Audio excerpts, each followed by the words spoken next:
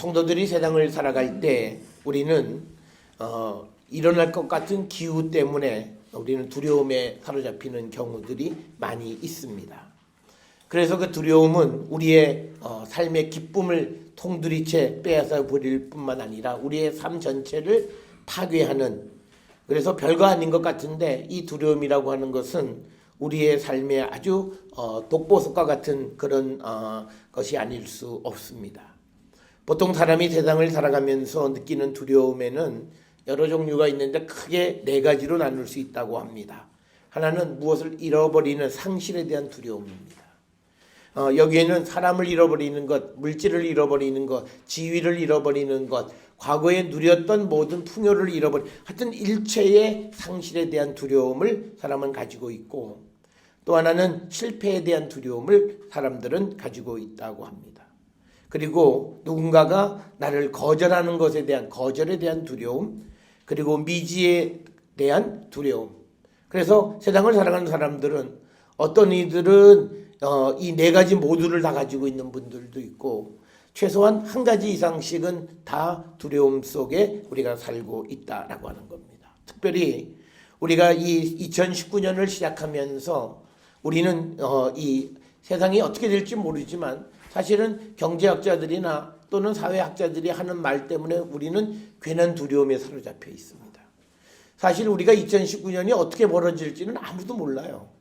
그런데 어떤 사람들이 세상이 어렵다, 힘들다 그러면 우리는 그것에 사로잡혀서 미지의 것에 대한 두려움 속에, 그리고 실패에 대한 두려움에, 그리고 내가 가지고 누리는 모든 것을 잃어버리는 상실에 대한 두려움, 이런 것들 때문에 우리는 벌써 사회 전체가 기쁨을 잃어버리는 삶을 살아갈 뿐만 아니라 이제 사람들이 점점 무기력해지고 삶의 의미를 잃어버리는 상실감 속에 우리가 살아가고, 그리고 하나님께서 우리에게 무엇인가를 주셨는데 그것조차도 우리가 보지 못할 뿐만 아니라 누리지 못하는 그런 최악의 상황으로 우리를 이끌어가고 있는 것이 오늘 우리가 서 있는 이 시점이 아닌가 생각을 합니다. 그런데 우리는 꼭 기억을 하셔야 됩니다. 디모데전서 후서 1장 7절에 하나님은 우리에게 두려워하는 마음을 주지 않으셨다고 말씀하십니다. 그래서 우리는 세상에 어떤 것도 두려워하지 않으셔야 합니다. 그래서 저는 가끔 어려운 일을 직면한 분들에게 쫄지 말라라는 말을 그냥 제가 늘 하는 이유는 바로 이겁니다. 하나님은 우리에게 두려워하는 마음을 근본적으로 주지 않으셨다는 거예요. 그리고 또 다른 하나는 우리가 만약에라는 두려움 속에 살아요. 만약에 이게 안 되면, 만약에 이게 이렇게 되면, 만약에 그래서 괜히 우리가 두려움을 자초하고 일어나지도 않은 일 때문에 우리는 전전긍긍하는 그런 삶을 살아갑니다. 이처럼 우리가 하나님은 우리에게 두려운 마음도 주시지 않으셨다 이렇게 말씀하시면서도 그럼에도 불구하고 우리가 또 두려움에 사로잡혀 있어요. 이게 도대체 우리가 왜 이럴까라고 하는 겁니다. 이거는 사실은 우리가 이런 두려움 속에 사로잡히며 살아가게 될 때 우리는 우리 믿음을 한번 돌아보셔야 됩니다. 이게 믿음이 뭔가가 잘못된 거죠. 우리가 성경은 우리에게 고난이 없다고 얘기하지 않아요. 고난이 있을 수 있습니다. 환난이 있을 수 있고 폭풍우가 우리에게 몰려올 수 있어요. 그런데 그런 속에서도 두려워하지 말라고 우리를 위로하고 격려하는 것이 하나님의 말씀인데, 그럼에도 불구하고 우리는 또 두려움 속에 사로잡혀 살아가는 것은 우리의 믿음이 뭔가가 잘못 자리를 잡고 있는 것이고, 특별히 앞에서 말씀드렸듯이 이 두려워하는 마음은 만약에라고 하는 가상적 현실로 인해서 일어나지 않은 일에 대해서 우리가 걱정하는 그런 삶을 우리가 살아갑니다. 그래서 우리가 한날에 우리가 그 걱정은 한날로 족하다는 건요, 그 일이 벌어진 다음에 걱정하셔도 돼요. 그걸 미리 일어나지도 않은 일을 미리부터 걱정을 하다 보면 월요일 하루 시작할 때 화요일 거, 수요일 거, 목요일 거, 금요일 거, 토요일 거 다 걱정하니까 아주 기쁘게 세상을 시작하는 게 아니라 무거운 짐 속에 우리가 세상을 살아간다는 겁니다. 그래서 우리는 이 두려움을 이기는 그런 믿음을 가져야 되는데, 우리가 성경을 통해서 우리가 만약에라고 하는 두려움 속에 사로잡힌 건요, 이건 꼭 우리만의 문제가 아니에요. 우리가 이스라엘 백성을 출애굽시켰던 민족의 지도자 모세 역시도 하나님께서 그를 보내실 때 그도 하나님이 보내셨을 때 아멘 하고 간 게 아니라 두려워했어요. 나는 말도 못하는데 만약 나를 그 바로 앞에 보내시면요, 나는 이 말이 어눌해갖고 말도 잘 못하는데 어떡하지요? 괜히 염려하고 걱정해요. 그러면서 하나님은 그 모세에게 그 모든 것을 해결할 수 있는 길을 열어준다고 약속을 하심에도 그는 불안해하는 겁니다. 그래서 우리가 사실 민족의 지도자라고는 말하지만 어찌 보면요, 그가 그 가나안에 들어가지 못한 거는 어찌 보면 당연한 이유가 있어요. 그러니까 하나님 말씀에 대한 확고한 믿음이 부족했다는 거예요. 그래서 하나님이 민족의 지도자로 쓰기는 했지만 그 역시도 만약의 두려움 속에서 결국은 하나님 앞에 순종하지 못하는 그런 모습을 가지고 살아가는 것을 봅니다. 여호와께서 우리에게 많은 이적을 보여주셨고 모세에게도 기적을 보여주셨잖아요. 그래서 그에게 손을 품에 넣으니까 문둥병이 생겼다가 다시 넣으니까 낫게 하는 것, 또 지팡이를 던지니까 뱀이 됐다가 다시 꼬리를 잡으니까 나무 지팡이가 되는 것 뿐만 아니라 10가지 많은 그런 그 이적을 베풀어 주셨음에도 불구하고 그 하나님의 능력에 대해서 의심을 갖기 때문에 그는 만약에 이게 안 되면 어떡하지 하는 두려움 속에 그들은 사로잡혀 있고요. 광야 생활을 하는 이스라엘 백성들의 전반적인 것은 바로 만약에 우리가 만나가 내리지 않으면 어떡할까. 그래서 하나님이 이스라엘 백성을요, 어느 정도로 훈련시키냐면 40년 동안 만나를 월 단위로도 안 줘요. 주 단위로도 안 줘요. 그래, 일주일에 한 번씩 주고 먹고 살아. 그러니까 뭐냐면 매일같이 내일 아침에 눈 떠 봐야 돼요. 내일 먹을 거 내일 눈 떠 봐야 어떻게 되는지 알아요. 그럴 정도로 하나님이 철저하게 하나님을 신뢰하게끔 하는 그 훈련을 시키신 것을 보면서 오늘 우리가 세상을 살아가는 삶에도 우리의 모습도 그렇지 않는가를 한번 돌아보셔야 돼요. 우리에게 우리가 원하고 바라고 소망하는 것들이 바로 이루어지지 않는 게 뭐냐면 다른 거 아니에요. 하나님이 보셨을 때 우리의 믿음이 부족해요. 아무리 약속을 해도 약속을 믿지 않아요. 불안해하고 염려하고 근심하고 걱정하고 성경에서 두려워하지 말라는 말이 수없이 언급이 되어도 우리는 눈에 무엇이 보여지기까지는 믿지 않으려고 하는 그런 삶을 우리가 살아가면서 우리는 끊임없이 하나님이 옆에 계심에도 불구하고 두려움을 가지고 살아가는 거예요. 특별히 우리가 예수님이 그 제자들과 함께 그 갈릴리 호수에서 배 타고 가시다가 풍랑이 일었을 때에도 예수님이 배 안에 계셨음에도 불구하고 제자들은 불안해하고 염려하는 거예요. 혹시 이 배가 침몰하면 어떡할까? 그러니까 그것은 뭐냐면 아직 예수님이 누구인지를 정확하게 알지 못하는 거예요. 그러니까 우리가 우리 인생의 그 항해에 주님이 우리의 선장이 되어줘서 우리의 배를 이끌고 가는데 우리는 괜한 걱정을 하는 거예요. 내 인생이 잘못되면 어떡하지? 내 인생이 어디 좌초에 부딪히면 어떡하지? 그래서 괜한 염려하고 잠을 자지 못하고 그런 삶을 우리가 살아가는 거예요. 그래서 우리는 우리가 이 두려움 속에 사로잡힐 때요, 우리가 두 가지를 알 수 있어요. 내가 어떤 사람인가를 알 수 있고요. 또 하나는 내가 하나님에 대해서 뭘 믿지 못하는가를 볼 수 있어요. 그러니까 어떤 면에 대해서 불안해하고 두려워하고 염려하면 그것은 그 면에 대해서 하나님 앞에 믿지 못하는 거고, 그리고 내가 어떤 가치관을 가지고 있는 사람인 줄 자기 스스로 알게 되어지는 겁니다. 성경은 우리에게 하나님을 신뢰하면 두려움은 없다, 딱 단언적으로 말씀하세요. 우리가 두려움을 갖는 이유는요, 야고보서 1장 6절에서 8절에 보면 우리 마음속에 두 마음이 있어요. 예배당에 오면 하나님의 말씀을 듣고 기도하고 찬양하면 모든 게 다 잘 될 것 같은, 그래서 편안한 마음인데 예배당을 나가서 현실에 직면하면 그 하나님은 다 도망간 것처럼 느껴서 다시 염려, 근심, 걱정, 불안 속에 우리가 사로잡히는, 그래서 내 마음 속에 하나의 마음, 그리스도의 마음이 우리에게 있는 게 아니라 하나님을 생각하는 마음도 있고 세상에 염려하는 두 가지 마음이 우리 안에 있기 때문에 그래서 우리는 흔들리는 삶을 살아가는 겁니다. 우리가 두려워한다는 건요, 삶이 요동치는 거예요. 그래서 우리가 어떨 때는 편안해요. 많은 분들이 그렇게 얘기해요. 어떨 때는 또 불안해서 막 어쩔 줄 모르고 그냥 주변에 있는 사람 막 괴롭혀요. 제일 만만한 게 아이들 괴롭히고, 또 옆에 있는 남편 괴롭히고, 또 만만한 또 자기 엄마 괴롭히고, 뭐 그러고 살아가는 거예요. 그런데 그 이유는 내 마음속에 마음이 정하지 않기 때문이다. 정하지 않다는 것은 하나님 한 분만 내 마음속에 계시는 게 아니라 두 마음, 세 마음을 가지고 있기 때문에 그렇다라고 하는 겁니다.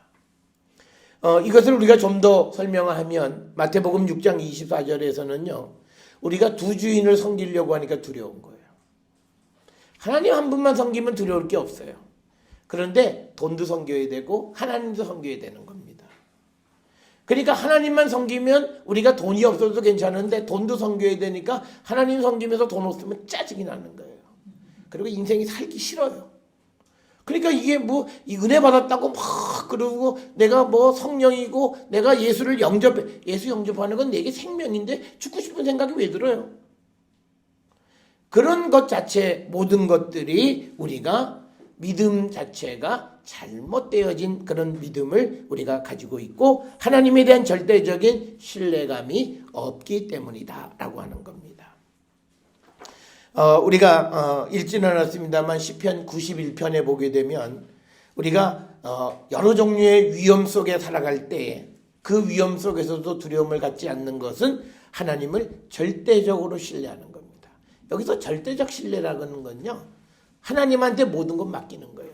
뭐 죽이든지 살든지 마음대로 하세요. 여러분 우리가 하나님이 우리를 제일 두려워하시는 게 뭔지 아세요?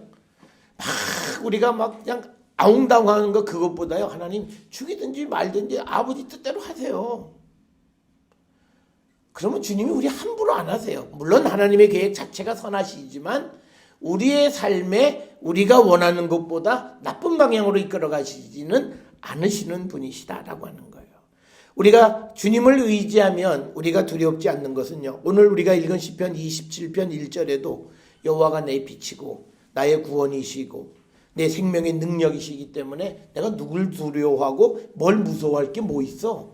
하나님이 내 인생의 모든 길을 다 열어주시는데 이거예요. 이게요. 말로만 되어지는 게 아니라 삶에서 이루어져야 되는 거예요. 그게 믿음이에요. 알기는 알아요. 뭐 여호와는 나의 빛이고 나의 구원이시니 내가 누구를 두려워하랴. 이걸 막 외지만 그런데 전화 한 통하고 와서 막 누가 뭐 힘들게 하면 그다음에 짜증이 나고 뭐 비치고 뭐고 다 없어요. 우리가 그런 삶을 살아가는 건 뭐냐면 현실과 이 말씀이 이게 조합이 되어지지 않는 거예요. 그러니까 오늘날 믿음 안에 살아가는 사람들이 제대로 믿음을 갖지 못하면요. 빙의 현상 속에 살아요. 이게 세상 귀신에 그러니까 하나님한테만 딱 매달려서 성령 안에서만 딱 살아야 되는데 그게 아니라 가끔 날 찾아오는 세상의 귀신이 날 흔들어 놓고 하면 완전히 딴 사람이 돼버리는 거예요. 그런 모습으로 우리가 살아가기 때문에 우리는 두려움에 사로잡힐 수밖에 없다라고 하는 겁니다. 오늘 우리가 주시는 이 시편 27편은 나중에도 말씀을 드리겠습니다만 이거는요 우리가 어려운 가운데 있을 때 절대적으로 하나님만 바라보는 삶이에요. 사람은요 어려울 때요 나의 도움을 여러 채널에서 얻으려고 그러세요. 여기서도 얻고 이 친구한테서도 받고 여기서도 받고 그래서 여러 채널 중에서 뭐든지 하나만 걸리면 된다 이렇게 생각하는데 그때 하나도 안 걸려요. 왜요? 하나님이 그때는 내 인생의 방해자가 됐어요. 왜 그러냐면 절대적으로 나만 믿으려는데 이게 다른 데다 손을 뻗쳐요. 그러면 하나님이 그 앞에 담을 쌓아버리세요. 그러니까 하나님은 간단해요. 그 사람의 마음만 움직이면 돼요. 막 도와주게 친구야 걱정하지 마 내가 도와줄게. 그런데 어쩌지? 그러고 나오는 거예요. 뭐 어쩌긴 저쩌요. 하나님이 그 사람 마음을 바꾼 거예요. 그리고는 또는 그 사람이 집에서 부인하고 대판 싸워가지고 왜 그래서 결국은 못 도와주는 경우도 생겨요. 하나님이 제일 쉬운 건 사람의 마음 바꾸는 거예요. 그러니까 우리가 하나님을 의지하지 않고 나를 도와주겠다라는 사람을 믿으면 막판에 결정적인 순간에 그 일은 어그러져요. 그래서 우리가 하나님을 절대적으로 신뢰해야 되는 것은 하나님만이 나의 피난처세요. 그래서 우리가 하나님에게 아주 우리가 절실하게 하나님 앞에 다가서는 거예요. 우리가 지난 토요일에도 그 말씀에 절실함이 뭐냐는 건요. 에이 뭐 오늘 안 되면 내일 하지. 이건 절실한 게 아니에요. 절실함은요. 오늘 끝장을 봐야 되는 거예요. 그게 절실함이에요. 여러분 우리가 마가복음 2장에 여러분들 이 가정 예배 때도 그 본문 벌써 여러분 들으셨잖아요. 거기 보면 중풍병자 데리고 가잖아요. 그런데 사람이 많아서 뚫고 갈 수가 없어요. 그러면 우리 같으면 야 친구야 다음에 오자. 뭐 예수가 뭐 죽는 것도 아니고 어디 가는 것도 아니니까 내일은 우리가 일찍 와서 우리가 앞에 줄 서가지고 내가 번호표 받아 놓을 테니까 그때 와서 그때 들어가자. 오늘은 그냥 가자. 그게 아니에요. 지금 이 시간 하나님 주님을 만나는 거예요. 그게 절실함이에요. 그러니까 뭐예요? 지붕까지 올라가서 지붕을 뜯어서 그 침상을 밑으로 내리는 그걸 주님이 보시고 그들의 믿음으로 보시고 그들의 병을 고쳐주시는 거예요. 그러니까 우리가 하나님에게 절대적으로 신뢰한다는 이 절실함을 갖는 거예요. 그건 뭐냐면 하나님 당신이 나를 돕지 아니하시면 난 죽어요. 그런데 우리는 하나님 도우시면 참 좋고 아니면 뭐 누구 동생한테 좀 부탁할까? 아니면 친구한테 좀 부탁할까? 에이 뭐 그래도 뭐 어쨌든 부모한테 한번 부탁해 보지 뭐. 그러니까 안 되는 거예요. 하나님은 당신만을 붙잡고 가는 자들을 도우세요.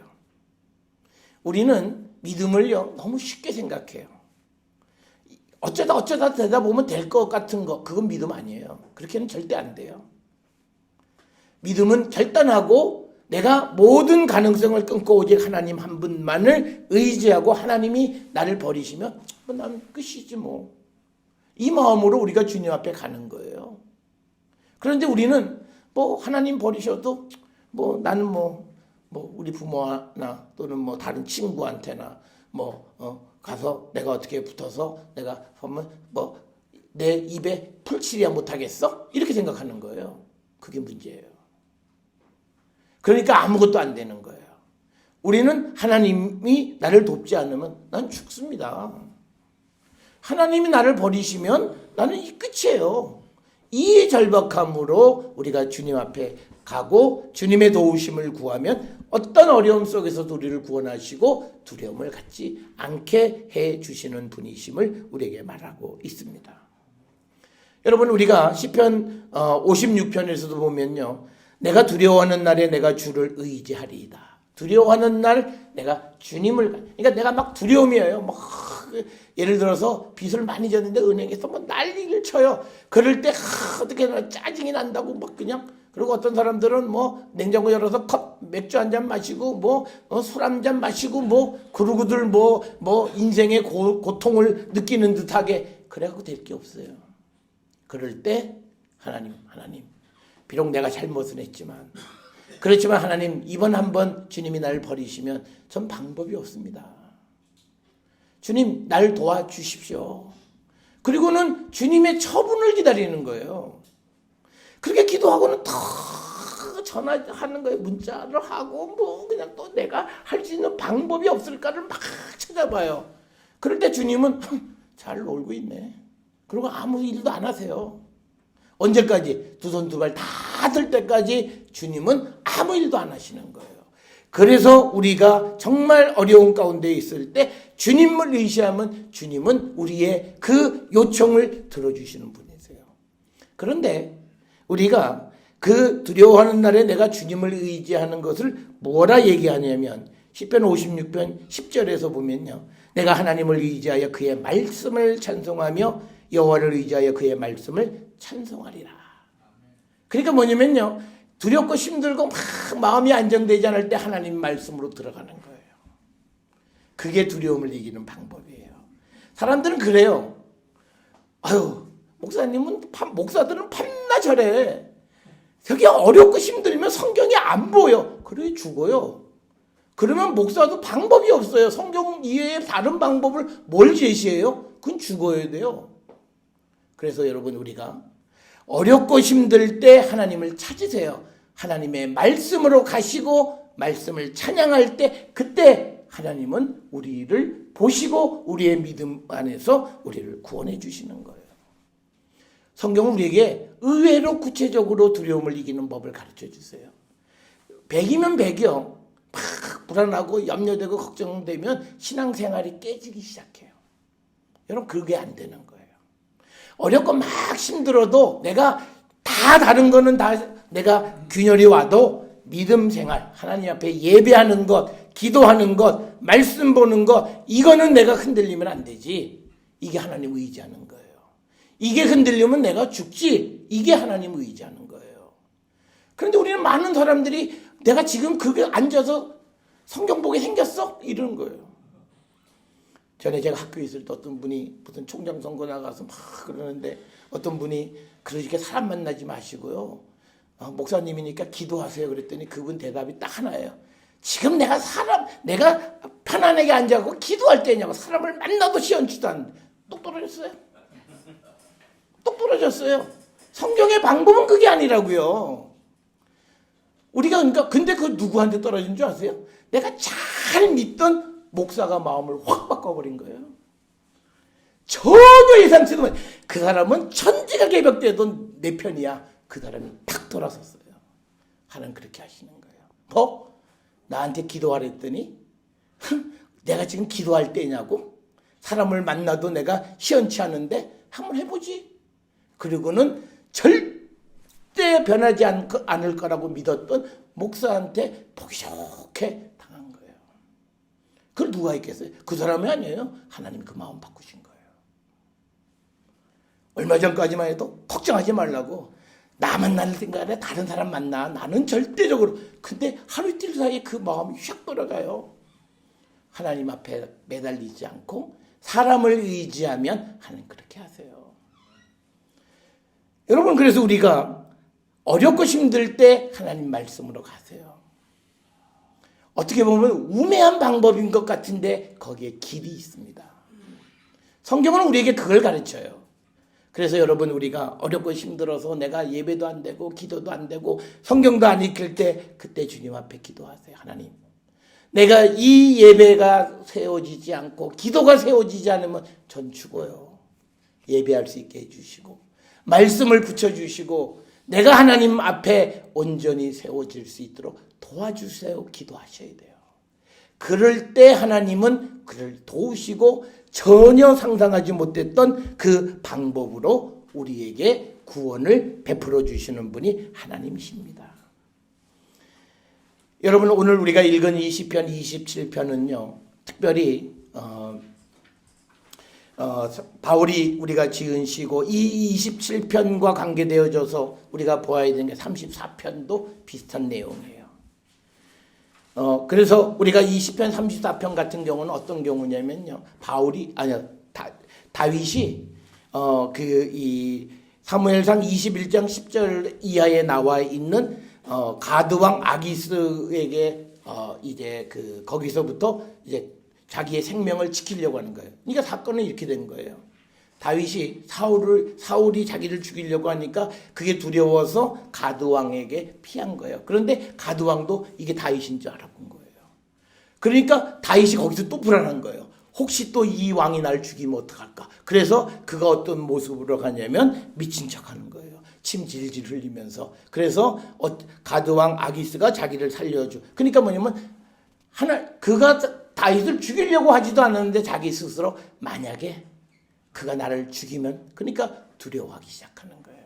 그러니까 미친 짓까지 하는 거예요. 그러니까 우리가 다윗이 그 경험을 하고 난 다음에 이 시를 기록한 거예요. 그래서 우리가 그런 어려운 가운데 있었을 때에 우리가 하나님을 간절히 찾았다라면 하나님이 응답하시고 자기를 구원해 주시고 미친 척할 이유가 없는 거예요. 오늘 우리가 세상을 살아가는 삶도 마찬가지입니다. 여러분 그래서 우리는 하나님에게 모든 것을 맡기는 삶을 사시고요. 하나님 우리에게 극한 상황으로 몰아가시지만 죽게는 하지 않으세요. 그러니까 여러분들이 어려운 환경도 즐기세요.